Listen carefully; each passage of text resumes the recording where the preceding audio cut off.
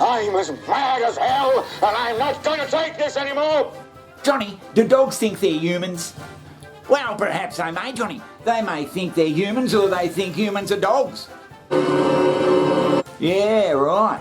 Yeah, but you got to go back to the wolves, Johnny. Back to the wolves. They're a pack animal. Yeah, right. They're like a pack animal.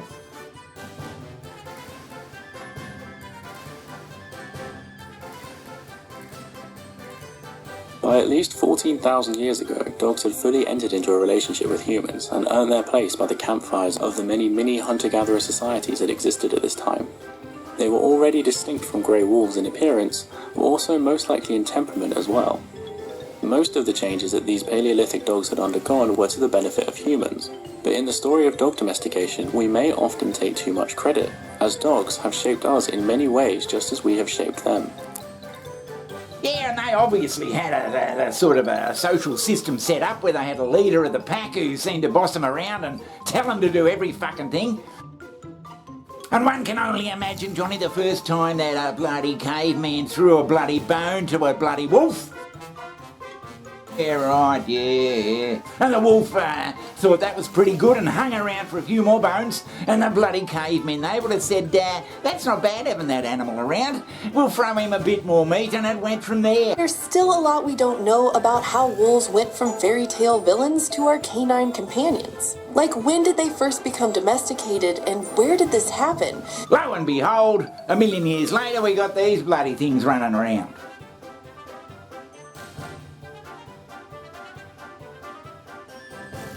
Holy shit! Now, Johnny, this makes me think about Tarzan. Tarzan? Yeah, Tarzan. I mean, he grew up with apes.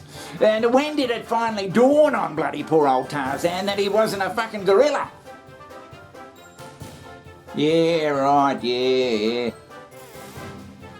I mean, can you imagine the mental bloody anguish that must have caused that young bloke?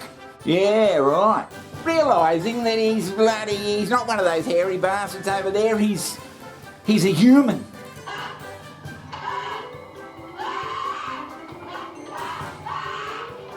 Yeah, well, it would be sort of bloody mentally disturbing once you find out. Yeah. Johnny, we're talking about bloody dogs here, for Christ's sake. Dogs see humans as a strange type of fellow canine. Are they man's best friend because they think that we're related somehow?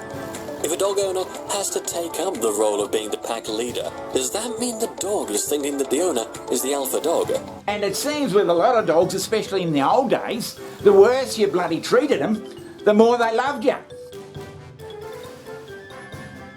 I mean, but Johnny, surely dogs still think they're dogs. I mean, they bark at other dogs and fucking all that sort of stuff. But these days, Johnny, they're like one of the family. If your dog gets diabetes, you got to get him fixed. If your dog has to have a bloody kidney transplant, they'll get a kidney transplant. Dog who gave everything she had to a litter of puppies gets the ultimate gift from one of her pups.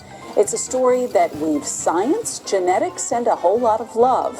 Fox 2's Katie Corman shows us how two families came together to save Star. 3 years ago on a hot one day, she just started vomiting and wouldn't eat. Tests showed Star's kidneys were failing, and she needed a miracle. On October 10th, surgeons at the University of Wisconsin-Madison performed the rare transplant surgery on the mother and daughter. I mean, what else can you do with a member of the family? 62% of people claim that their pets understand what they say. Whether or not animals can hear, recognise and possibly even understand what humans say has always been a profound mystery. Recent evidence attempts to reveal once and for all whether Tony the Terrier knows the difference between good boy and Tony, did you chew my slippers? Now, people out there will swear black and blue that their dog understands them, and to some degree they probably do. But I'm not sure they have a full grasp of the human voice. I mean, think for instance, Johnny, what if you had a dog that you raised in, say, an English-speaking country, and then all of a sudden, for some bloody reason, someone died or whatever, the poor old dog had to be sent to Japan. Yeah, Japan. Oh, I don't think that would happen. Has that ever happened? What sort of a bloody change would that be? I mean, they're used to hearing English the whole time, and their name and everything, whatever. And suddenly they're confronted by this fucking unfathomable bloody, like an alien language. Japan, another language, well, I suppose it would be confusing to them for a while, but does it matter? Everything would be totally different. But that makes me think that dogs just sort of pick up on the tone of your voice rather than what you're bloody saying. Yeah, right, yeah. For instance, Johnny, if you were to say to a dog, you're a fucking useless son of a bitch, he'd probably wag his tail. But if you said, you're a useless fucking son of a bitch, I mean, he'd be cowering and with his tail between his legs. But Johnny, are you saying that... Is this...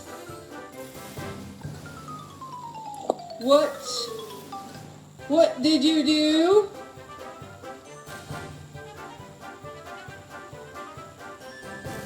Pancake? Come here. Come here. You're gonna take a bath.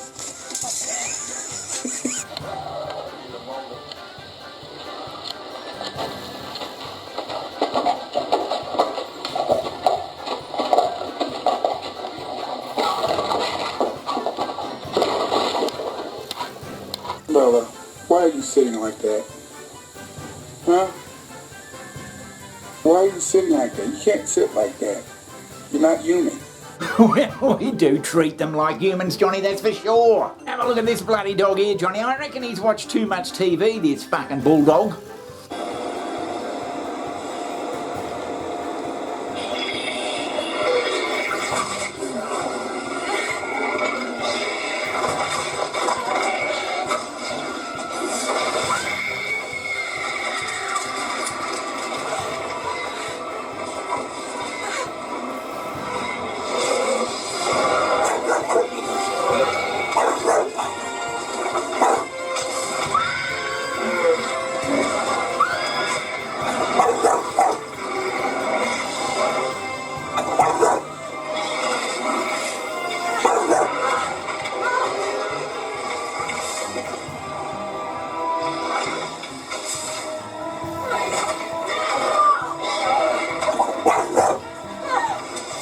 Now, I don't know whether he's reacting to the actual scene, Johnny, or he's reacting to the bloody drama and the flashing screen and the noises, but whatever he's bloody reacting to, he's reacting.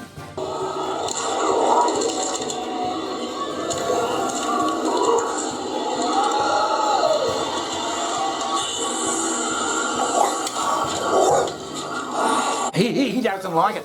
The most fascinating part about that bulldog, Johnny, is how they got him to sit there watching the bloody TV in the first place.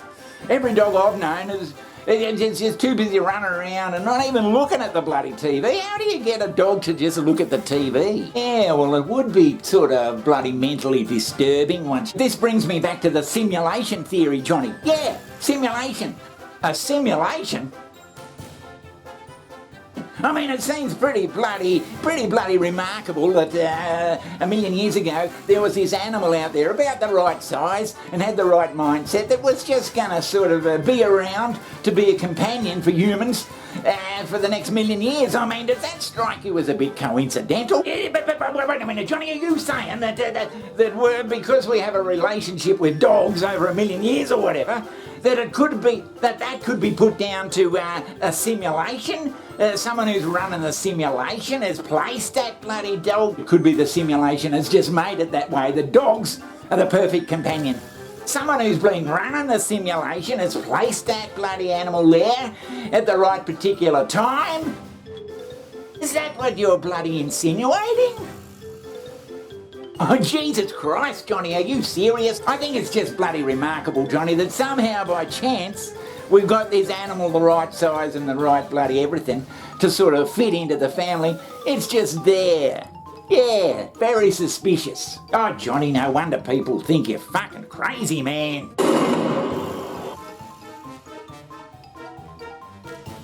So getting back to your original question, Johnny, I don't know whether the bloody dogs actually think they're human, but they certainly think they're a part of the bloody family. I mean, that's bloody obvious.